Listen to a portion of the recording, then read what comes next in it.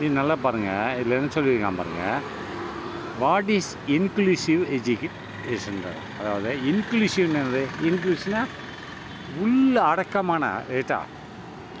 Inclusive education சொன்னால் இது அதாவது அந்த படிப்புக்குள்ளே எல்லாமே அடங்கியிருக்கும் ரைட்டா. அதான் இன்க்ளூசிவ் எஜுகேஷன். ஒருங்கிணைந்த ஒரு கல்வி திட்டம். ஒருங்கிணைந்த கல்வி திட்டத்துக்கு தான் பாருன்னு சொல்லுவாங்க இன்க்ளூசிவ் எஜுகேஷன் சொல்லுவாங்க. அதுலேருந்து என்ன பொருள்படுதுன்னா அனைத்து குழந்தைகளுக்கும் ஒரே மாதிரியான கல்வி ரைட்டா. அதை தான் இன்க்ளூசிவ்னது. இப்போ நம்ம ஒரு படிப்பு சொல்லித்தர்றோம். அந்த படிப்பு எப்படி இருக்கணும்? அப்போ எல்லாம் இன்க்ளூசிவாக இருக்கும். இன்க்ளூசிவ்னது உள்ளடக்கி இருக்கணும். அந்த கல்வி திட்டம் என்னன்னு கேட்குறாங்க ரைட்டா. இது என்னது? அதை தான் இன்க்ளூசிவ் சிஸ்டம் ரைட்டா. அதாவது எப்படின்னா ஒரு பாடத்திட்டங்கள் ஒரு 5-6 வகுப்புகளுக்குள்ள மொத்தமாக நம்ம நடத்தணும் அப்படின்னா அப்போ என்ன பண்ணணும்? ஒரு மொத்தத்துக்கு சேர்ந்து ஒரு பாடத்திட்டத்தை தயார் பண்ணி நடத்துறது. அதை இன்க்ளூசிவ் சிஸ்டம் சொல்கிறாங்க ரைட்டா. சார் நெக்ஸ்ட்டு சிடபிள்யூசின்றான். சிடபிள்யூஎஸ்என்றான். அப்போ சிடபிள்யூஎஸ்ன்னு சொன்னால் அதுக்கு என்னது? Children with special needs. அப்படின்னா ஸ்பெஷல் நீட்ஸ் அப்படின்னாலே உங்களுக்கு புரிஞ்சிருக்கும், ஆசிரியர்களுக்கு புரிஞ்சிருக்கும். ஸ்பெஷல் நீட்ஸ்னு என்னது? பிரத்யேக கவனம் செலுத்துதல். நீட்ஸ்னால் தேவைகள், ஸ்பெஷல்னா பிரத்யேக கவனம். யாருக்கு பிரத்யேக கவனம் செலுத்துவீங்க? படிப்பு குறைவாக இருக்கக்கூடிய குழந்தைகளுக்கு நீங்கள் நடத்தக்கூடிய பாடங்கள் அதான் ஸ்பெஷல் நீட்ஸ். ஸ்பெஷல்னு என்னது? பிரத்யேகமாக தேவைகள் ஏற்படுகிறது. எதுக்கு? ஒரு குழந்தைக்கு இப்போ நம்ம ஸ்கூலில் 10 குழந்தை இருக்காங்க நம்ம வகுப்பில் ஏட்டா. அதில் 5 குழந்தைகள் நல்லா படிக்கிறாங்க, ஒரு 3 குழந்தைகள் நல்லா படிக்கலாம். அப்போ நம்ம என்ன பண்ணணும்? அதிகமான கவனம் செலுத்தி அந்த குழந்தைகளுக்கு படிப்பு ஆற்றலை ஊட்டணும். அதான் ஸ்பெஷல் நீட்ஸ் சொல்லுவாங்க. போதுமா?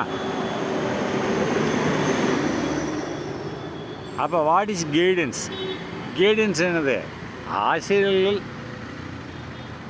நார்மலாக கொடுக்கக்கூடிய ஒரு வழிகாட்டு முறைகளுக்கு பேர் தான் கைடன்ஸ் ரைட்டா.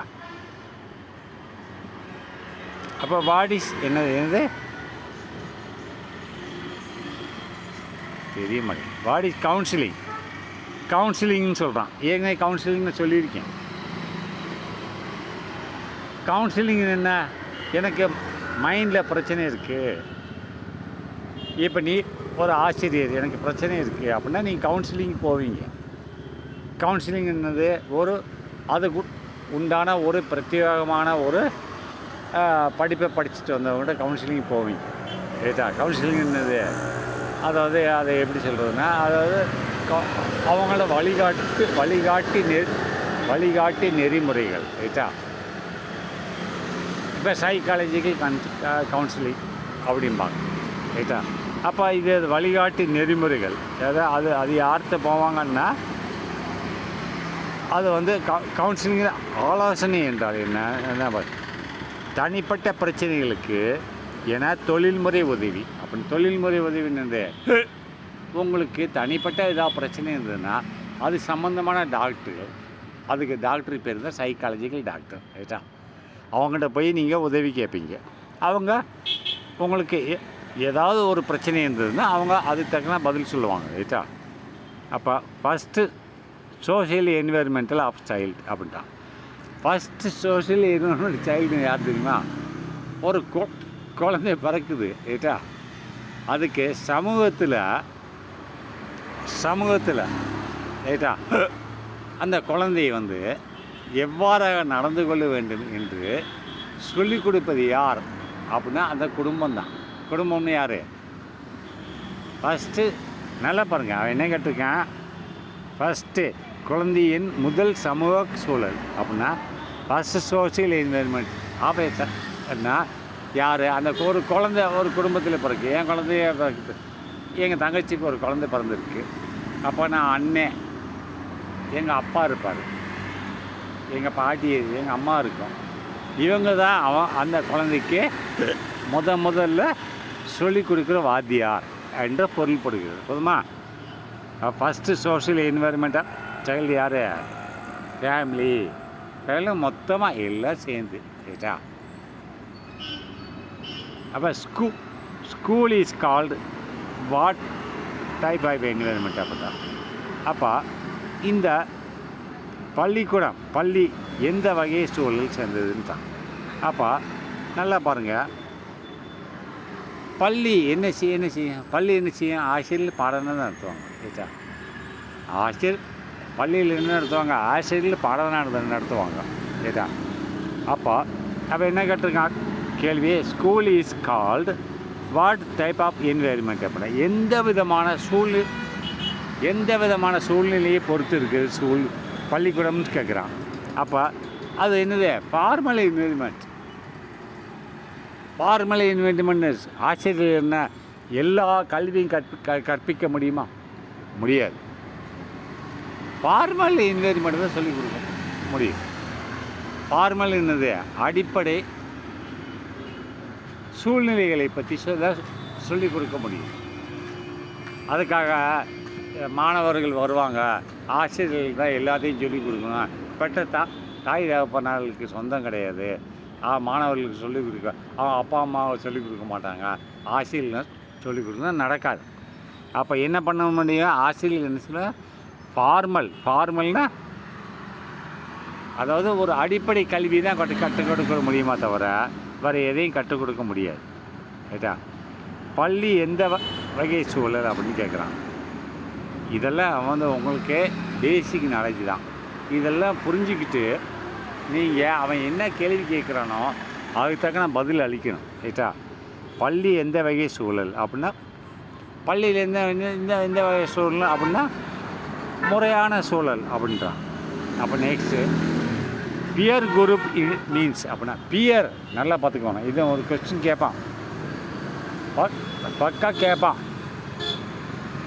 இந்த சைக்காலஜியில். பியர் குரூப்னா என்னன்னு கேட்பான்.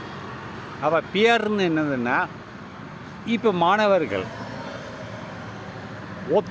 ஒரே வயசில் உள்ள மாணவர்கள் அப்படின்னா, ஒரே வயசுனா 17 வயசு மட்டும் இல்லை, 17, 18, 16 ஒரு 3 முன்ன பின்னே இருக்கலாம். அப்போ அந்த மாணவர்கள் ஒன்று கூடி அவங்க கற்கும் சூழ்நிலைகள் ஆசிரியர்கள் அல்லாமல் ரைட்டா? அதுக்கு பேர் பியர் குரூப் எஜுகேஷன். நாங்களாம் பியர் குரூப் நான் அப்போ அந்த காலத்திலே பண்ணேன். எந்த காலத்தில் பண்ணேன்? 1982 பண்ணேன். எப்படின்னா, நான் சுமேனா ஸ்கூலில் படிக்கும்போது என்ன பண்ணுவோம்னா, எங்களுக்கு ஞாயிற்றுக்கிழமை ஸ்கூல் கிடையாது. அப்போ நான் பலாவத்திலேருந்து வருவேன். இங்கே சுமேனா ஸ்கூல் விருதுநருக்கு வந்து சங்கர் இருப்பான், பொன்ராஜ் இருப்பான், ஸ்கூலுக்கு வந்துடுவான் பொன்ராஜ். அன்றைக்கி ஸ்கூலே கிடையாது. நாங்கள்லாம் ஒரே வயசு, ஒரே வகுப்பு. அப்போ நாங்கள் இந்த பியர் குரூப் சூழ்நிலைகளை நான் பயன்படுத்தினோம். எப்படி? இந்த பியர் குரூப் சூழ்நிலைகள். பியர் குரூப் இது இப்போ இல்லை, எப்பயே இருந்திருக்கு. நான் அதை தான் பயன்படுத்தி படித்தேன். அப்போ சில விஷயங்கள் எனக்கு சங்கருக்கு தெரியும். இன்றைக்கி என்ன இருக்கான்? ஹெட்மாஸ்டராக இருக்கான் எங்கே? கோயம்புத்தூரில் higher secondary school HM Ponraj Abdul கலாமோட பிஏ ரைட்டா? நாங்கள்லாம் ஒன்றா தான் படித்தோம்.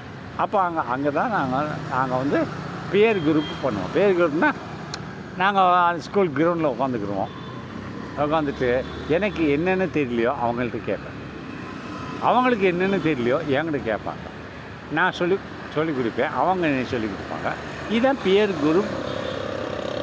பியர் குரூப்னா ஒத்த வயதுள்ள ஒரே கிளாஸில் படிக்கிறவங்க அறிவாற்றலை பகிர்ந்து கொள்ளுவது ரைட்டா? இதுதான் பியர் குரூப்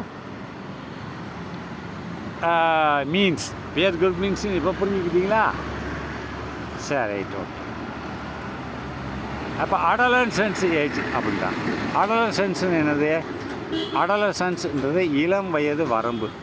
அதாவது நல்லா ஞாபகிக்கணும். 12 to 18 தான் இளம் வயது, அடலசன்ஸ், அதான் இளம் வயது வரம்பு. ரைட்டா? இதில் இன்னும் இருக்குது. நான் ஒரு 3 கேள்வி நல்லா சொல்லுவேன், மனசில் பதிஞ்சிக்கணும். ஆசிரியர்களாகிய நீங்கள் நல்லா பதிஞ்சிக்கணும். பாருங்கள், அவன் என்ன பண்ணுறான், அடலசன்ஸ் ஏஜ்னு என்னன்னு கேட்டிருக்கான், 12 to 18. ரைட்டா? அப்போ நெக்ஸ்ட் என்ன கேட்குறான் பாருங்கள், இன்ஃபேன்டிசி ஏஜ்னு சொல்கிறான். குழந்தை பருவம். எது? கை குழந்தை பருவம். கை குழந்தையாக இருக்கு இல்லையா, ஒரு குழந்தை பிறந்ததுலேருந்து அந்த குழந்தையோட கை குழந்தை பருவம் எவ்வளவு? இன்ஃபேன்டிசி 2 வயசு வரைக்கும் தான். நல்லா பார்த்துக்கோங்க. இங்கே பாருங்கள், 0 to 2 வயசு வரைக்கும் தான் இன்ஃபேன்டிசி. ரைட்டா? அப்போ சைல்டுஹுட் பீரியட் அப்படின்றான். அப்போ சைல்டுஹுட் பீரியட்னது 2 to 12 வயசு. அப்போ குழந்தை பருவம் இதிலிருந்து 2 to 12 வயசு வரைக்கும் இருக்குதுன்னு சொல்கிறான். இங்கே பாருங்கள், 3 டெலி பண்ணி பாருங்கள். அடலசன்ஸ் ஏஜ்னது 12 to 18. ஒரு ஒரு ஒரு இளம் வயது வரம்பு எவ்வளவு? Adolescence 12 to 12.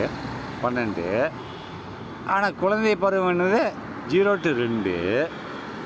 அது போக இன்னொன்று கேட்டிருக்கான் பாருங்கள், 2 to 12 அந்த இடைப்பட்ட காலம். 0 to 2 தான் குழந்தை பருவம். அப்போ அடலசன்ஸ் எவ்வளவு? 12 to 18. ஆனால் அந்த நடுவில் உள்ள 2 to 12 என்னது அப்படின்னு பார்த்தா அதை குழந்தை பருவம்ன்றான். குழந்தை பருவம் 2 to 12 வரைக்கும். ரைட்டா? நல்லா பார்த்துக்கணும். கை குழந்தை பருவம், அதுக்கு பேர் கை குழந்தை பருவம், இன்ஃபேன்டிசி. இந்த 3 பருவம் தான் கேட்பாங்க.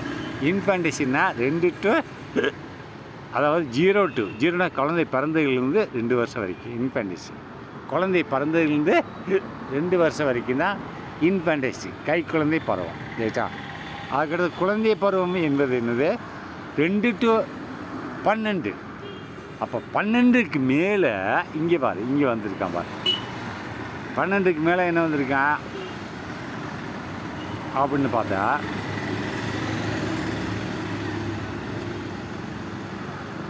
பன்னெண்டு to 18 என்னது? இளம் வயது பருவம். நல்லா பார்த்துக்கிட்டீங்களா? இளம் வயது அதாவது இளம் வயது பருவம்னு சொல்லிட்டான். அதுக்கு பேர் இங்கிலீஷில் அடல்சன்ட் ஏஜ். இந்த 3 தான் இருக்குது.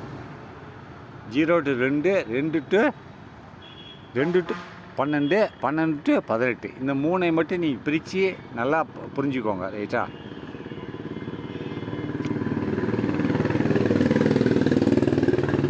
அப்போ வாட் இஸ் லேர்னிங்? ஏற்கனவே சொல்லி கொடுத்துருக்கேன். கற்றல் என்றால் என்ன? கற்றல்னா நம்ம படிக்கிறது தான். ரைட்டா?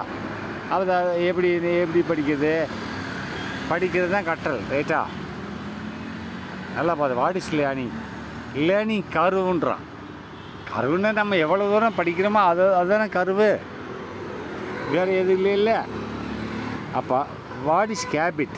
ஏற்கனவே சொல்லி கொடுத்துருக்கேன். ஹேபிட்னு என்னன்னு சொன்னால் நம்மளோட பிஹேவியர், நம்மளோட குணங்களை ஏற்படக்கூடிய ஒரு மாற்றங்களை பற்றி சொல்லுவது தான் ஹேபிட். ரைட்டா? அப்போ வாட் இஸ் இன்டெலிஜென்ஸ் டெஸ்ட்? ஏற்கனவே இன்டெலிஜென்ஸ் டெஸ்ட்னு சொல்லி கொடுத்துருக்கேன். ஐக்யூ. ரைட்டா? ஐக்யூன்னு சொல்ல mental age divided by chronological age into 100.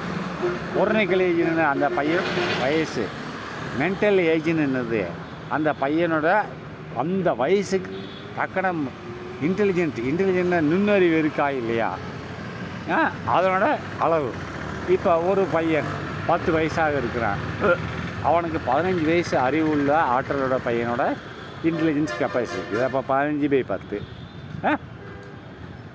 Into 100. அப்போ அவனை வயசு என்ன? அவனை வயசை சொல்லுவது என்னது? கொரோனிக்கல் ஏஜ். மறந்துடக்கூட, கொரோனிக்கல் ஏஜ்ன்றது அவனோட வயசு. கீழே போட்டிருக்கேன் பேஸில், மேலே போட்டது மென்டல் ஏஜ். மென்டல் ஏஜ் என்னது? அவன் எந்த மாதிரியான பையனோட அறிவாற்றலை வைத்திருக்கிறான், இன்டெலிஜென்ட்டை வச்சுருக்கான் அப்படின்றது இன்ட்டு 100. அப்போ அவன் எபிலிட்டி எப்படி இருக்குது, அதுதான் அதுக்கு பேர் என்னது? ஐக்யூ. இன்டெலிஜென்ட் கோஷன். ரைட்டா? அப்போ பீனோ சைமன் சோதனையை உருவாக்கியவர்னு யாருன்னு கேட்டால் நல்லா பாருங்கள், ஆல்பிரெட் பிளேன்றான். அப்போ நல்லா கவனிங்க.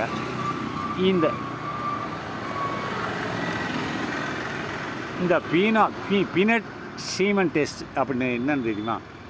இந்த பீனட் சீமன் டெஸ்ட்ன்றது ஒரு மண்ணாங்கட்டியும் கிடையாது. இவன் என்ன பண்ணியிருக்கான் தெரியுமா? இந்த 2 பேரும் இருக்காங்க சயின்டிஸ்ட். இதை பீனோன்ற ஒரு சயின்ஸு, சீமன்ற சயின்டிஸ்ட்டு. இந்த 2 சயின்டிஸ்ட்டும் சேர்ந்து என்னத்தை உண்டாக்கியிருக்காங்கன்னு சொன்னால், இந்த ஒரு குழந்தைகளுக்கு உண்டான அறிவாற்றல், இன்டெலிஜென்ஸ் இருக்கு இல்லையா, இந்த இன்டெலிஜென்ஸோட விகிதாச்சாரத்தை பயன்படுத்தி தான் எந்த வயசில் எந்த குழந்தைக்கு எவ்வளோ அறிவாற்றல் இருக்கணும், அப்போ அந்த குழந்தை என்ன மாதிரியே விகிதாச்சாரத்தில் இருக்கும். புரியுதா? இன்டெலிஜென்ஸுன்றது உனக்கு வராது, அது பிறப்பிலேயே வரும். ரைட்டா? இப்போ என் லீசா, என் மருமக இருக்கா, அவளுக்கு இன்டெலிஜென்ஸ் பிறப்பிலே இருக்குது. ரைட்டா? அதனால தான் நல்லா படிச்சுட்டு போயிட்டே இருக்கான். ரைட்டா? உமா, என் தங்கச்சி, அவளுக்கு இன்டெலிஜென்ஸ் கம்மி. அப்போ அவள் பிறப்பாற்றல் கம்மி, இன்டெலிஜென்ஸ் கம்மி, அதனால் கம்மியாக படிச்சுட்டு போயிட்டுருக்கான். அப்போ அதுக்கு தக்கன எஜுகேஷன் தான் கொடுக்கணும். சோஷியல் நீட்ஸ், எஜுகேஷன் நீட் தேவைப்படுகிறது. ரைட்டா? அப்போ அதை மாதிரி தான் இது செயல்படுது. இது 2ஐயும் கம்பேர் பண்ணி தான் இவங்க ஒரு ரிசர்ச் பண்ணியிருக்காங்க. யார்? Peanut and Seeman test. ரைட்டா?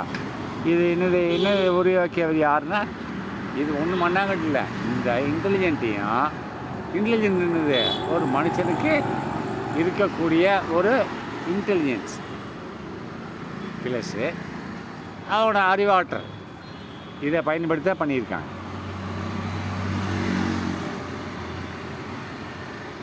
அப்போ வலுவூட்டல் அட்டவணை என்றால் என்ன முறைன்னு கேட்குறான். இது ஃபிக்ஸ்டு இன்டு ஷெடியூல் மீன்ஸ், இதெல்லாம் கேட்க மாட்டாங்க. ரைட்டா? அப்போ நெக்ஸ்ட்டு வேரியபிள் ரேஷியோ மீன்ஸ் அப்படின்ட்டா. வேரியபிள் ரேஷியோ மீன்ஸ் என்னது? வேரியபிள் என்னது என்ன பண்ணுவீங்க? ரிவார்டு ஆஃப்டர் வேரிங் ரெஸ்பான்ஸ் அப்படின்னா வேரியபிள் ரெஸ்பான்ஸ்னால இப்போ மாற்றக்கூடிய தன்மை. ஒரு குழந்தை 50 மார்க் இருக்குது. ரைட்டா? ஒரு ஆசிரியர், எப்பா நான் உனக்கு 50 மார்க் எடுத்துட்டேன், நான் பேனா கொடுக்குறேன், நீ 60 மார்க் எடுத்த நான் புத்தகம் கொடுப்பேன் அப்படின்னு சொல்கிறார் ஒரு ஆசிரியர். அந்த மாணவனுக்கு சொல்லுகிறார். ரைட்டா? அந்த பையன் என்ன பண்ணுவான்? நம்மளுக்கு இது. அப்போ அவன் 60 மார்க் எடுத்துடுறான். அதுக்கடுத்து அந்த ஆசிரியர் சொல்லுவாங்க, எப்போ உனக்கு பேக் வாங்கி கொடுக்குறேன், நீ 70 மார்க் எடுக்குன்னு சொல்கிறேன். அதான் என்ன சொல்கிறது? வேரியபிள் ரேஷியோ மீன்ஸ் அப்படின்னா, வேரியபிள்னால் மாற்றக்கூடிய பண்பை வளர்க்கக்கூடியது. எதை சொல்லுகிறது அப்படின்னா, ரிவார்ட்னா அந்த ஆசிரியர் கொடுக்கக்கூடிய அந்த வெகுமதி தான் குறிக்கிறது. ரைட்டா? What is learning disability? Learning டிசபிலிட்டினா அந்த மாணவர்களுக்கு நீ என்ன தான் சொல்லி கொடுத்தாலும் கற்றல் அறிவு இருக்காது. ஏன்னா அவங்களுக்கு பிறப்புலேயே அப்படி பிறந்திருக்காங்க. ரைட்டா? லேர்னிங்னா கற்றல், டிசபிலிட்டி குறைபாடு. கற்றல் குறைபாடு உள்ள மாணவர்களுக்கு ஆசிரியர்கள் என்னதான் சொல்லி கொடுத்தாலும் அது மேலே போக முடியாது. இருந்தாலும் கொஞ்சம் மேலே நோக்கி வரலாம். ரைட்டா? அதான் கற்றல் சிரமம் என்றால் என்ன? கற்றல் சிரமம். ரைட்டா? எக்ஸாம்பிள் ஆஃப் லேர்னிங் டிசபிலிட்டின்றான். அப்போ எக்ஸாம்பிள், அதுக்கு ஒரு உதாரணத்தை சொல்லுன்றான். அப்போ அந்த உதாரணத்துக்கு என்ன சொல்லியிருக்கான் பாருங்கள். இங்கிலீஷில் என்ன சொல்லியிருக்கேன்? அதாவது டிஸ்லெக்ஸியா அப்படின்றான். இப்போ கற்றல் சிரமம் இது, அதாவது டிஸ்லெக்ஸியான்னு சொன்னால் என்ன தெரியுமா? அவங்களால அந்த எழுத்தை கூட வாசிக்க முடியாது. இப்போ தமிழில் எழுதிருக்கீங்களா, ஆசிரியர் எழுதி கொடுக்கக்கூடிய தமிழோட வார்த்தைகளை வாசிக்க முடியாது. புரியுதா? அப்போ வாசிக்க முடியாமல் இருக்கிறதுக்கு பேர் டிஸ்லெக்ஸியான்னு சொல்லுவாங்க. ரைட்டா? அதை வாசிக்கவே முடியல, அதுக்கடுத்து அவங்களால படிக்க முடியுமா? முடியாது. அப்போ இந்த 2 குறைபாடுகள், வாசிக்கவும் முடியாது, படிக்கவும் முடியாது. அவங்க எழுதுன வாசிக்கவும் முடியாது, படிக்கவும் முடியாது. அந்த குறைபாடுக்கு பேர்னதே டிஸ்லெக்ஸியா, ரைட்டா? அப்போ இன்னொரு குறைபாடு இருக்கும் மாணவர்கள்ட்ட, அதுக்கு பேர் என்ன பண்ணால் நல்லா பார்த்துக்கோங்க, அதை டிஸ்கிராஃபியான்னு ஒரு குறைபாடு இருக்கும். இது அதே சேர்ந்தது தான். வாசிக்கவும் முடியாது, படிக்கவும் முடியாது, அவங்களால அதை புரிஞ்சிக்கிறவும் முடியாது. இது அதில் புரிஞ்சிக்கிறவும் முடியாது, இல்லை இதை புரிஞ்சிக்கிறவும் முடியாது. ரெண்டுமே ஒன்று தான், சரியா? அப்போ டிஸ்கிராஃபியான்றது ஒரு குறைபாடு. இது ரெண்டுமே வாசிக்கவும் முடியாது, படிக்கவும் முடியாது. ரெண்டுமே ஒரே கலந்து தான், ரைட்டா? நீங்கள் நன்றாக புரிஞ்சுக்கொள்ளுங்க ஆசிரியர்களே. இது ரெண்டுமே டிஸ்குவாலிஃபியா, இது ரெண்டுமே ஒன்று தான். வாசிப்பும் அவங்களால பண்ண முடியாது, அதை புரிஞ்சிக்கிறவும் முடியாது.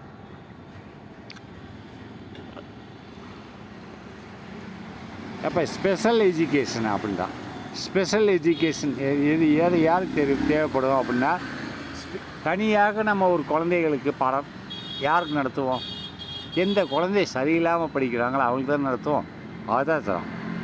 வாட் இஸ் ஸ்பெஷல் எஜுகேஷன் அப்படின்னா, எஜுகேஷன் ஃபார் டிசேபிள்டு பேர்சன்.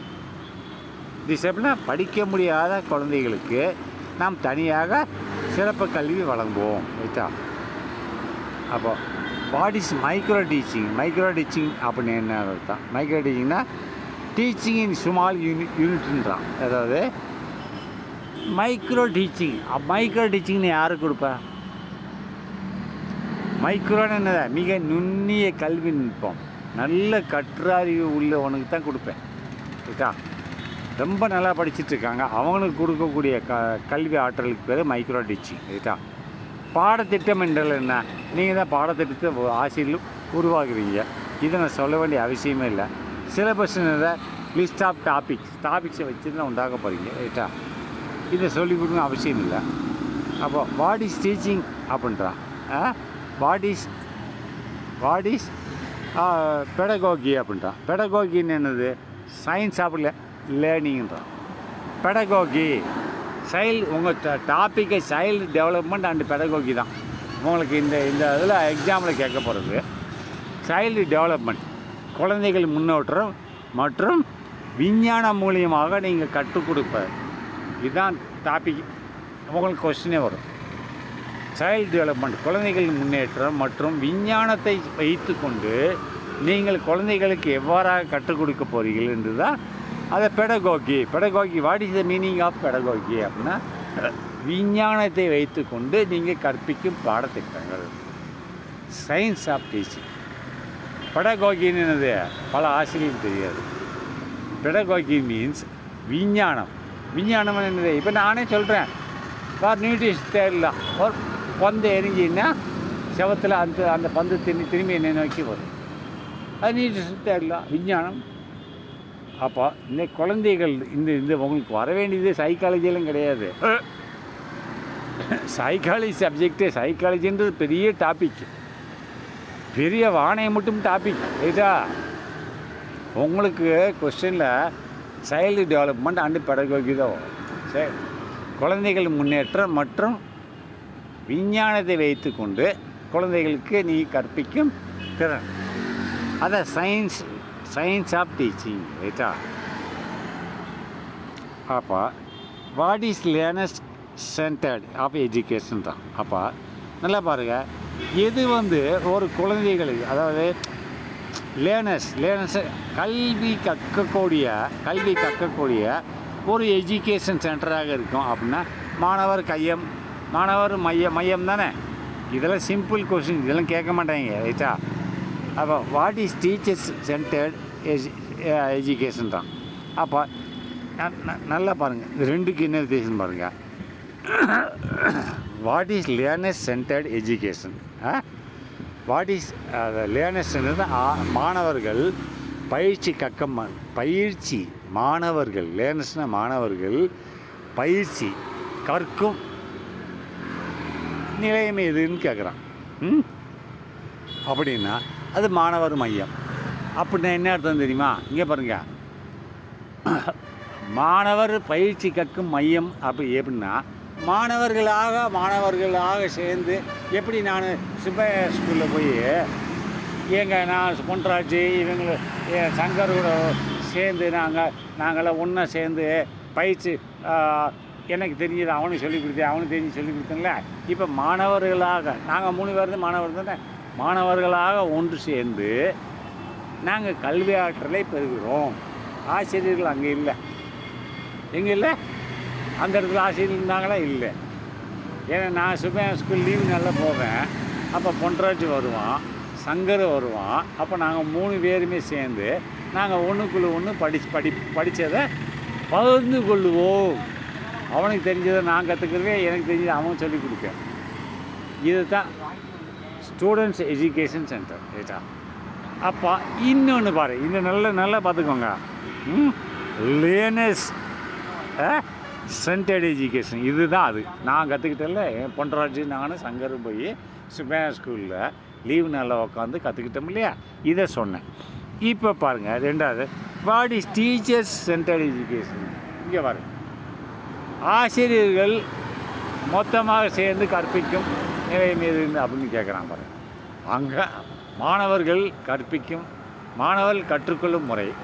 இங்கே ஆசிரியர்கள் கற்றுக்கொள்ளும் முறைன்னா டீச்சர் சென்டர்டு, ஆசிரியர்கள் மொத்தமாக கற்பிக்கும் முறை. அப்படின்னா இங்கே ஸ்கூலில் கற்பிக்கிறது இது, அங்கே நாங்கள் லீவு நாளில் நாங்கள் கற்றுக்கிட்டது தான் அது. ரைட்டா? இங்கே ஆசிரியர்கள் பள்ளிக்கூடத்தில் பாடம் நடத்தும் முறை. ரைட்டா? டீச்சர் சென்டர்ட் எஜுகேஷன் அப்படின்னா ஆசிரியர்கள் பாடம் நடத்தும் முறை. ஆசிரியர்கள் சொல்கிறத மாணவர்கள் கேட்கணும். ஆனால் நானும் போன்றாச்சு அங்கெல்லாம் ஆசிரியர்கள் இருக்காங்களா? இல்லை. நான் சொல்கிறது அவங்க கேட்பேன், அவன் சொல்கிறது நான் கேட்பேன். ரைட்டா? அது ரெண்டுக்குள்ள டிஃப்ரென்ஸ். ரைட்டா? அப்போ what is class room management அப்படின்னா கிளாஸ் ரூமில் நம்ம எப்படி நிர்வாகம் செலுத்துவது அப்படின்னு கேட்குறோம். கண்ட்ரோலிங் கிளாஸ் ரூம் ஆக்டிவிட்டீஸ் அப்படின்னா இது ஆசிரியர்கள் கண்ட்ரோல் பண்ணுவாங்க. ரைட்டா? எது கிளாஸ் ரூம் மேனேஜ்மெண்ட்டை யார் கண்ட்ரோல் பண்ணுவாங்க? ஆசிரியர்கள் கண்ட்ரோல் பண்ணுவாங்க.